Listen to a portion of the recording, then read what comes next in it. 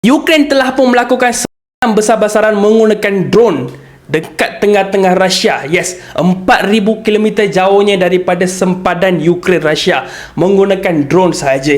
Ia telah pun menghapuskan 40 pesawat yang membawa peluru berpandu jauh dan juga nuklear. Yes, pesawat ini sangat-sangat powerful. Buat masa sekarang, Rusia telah pun rugi $7 bilion dan ini dilakukan secara senyap. 1,5 tahun masa yang diambil untuk Ukraine melakukan ini. Mereka menyeludup drone ini secara senyap-senyap menggunakan truk, membawanya ke kawasan-kawasan yang strategik, terutamanya di pangkalan udara di Rusia, kawasan-kawasan yang terletak jauh daripada sempadan Rusia-Ukraine.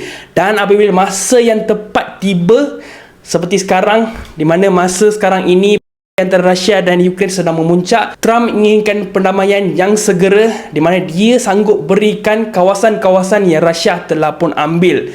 Ukraine memang tak nak benda ini berlaku lah. Jadi mereka telah pun bersiap sedia selama 18 bulan dan akhirnya mereka telah melakukan apa yang semua orang fikir sangat mustahil untuk dilakukan. Membuat di dalam Rusia, terutama 4,000 km daripada sempadan Rusia-Ukraine. Buat masa sekarang, ini adalah info yang saya dapat. Kalau korang rasa korang inginkan info semasa mengenai isu ini, jangan lupa follow saya dan jumpa lagi dengan video yang seterusnya.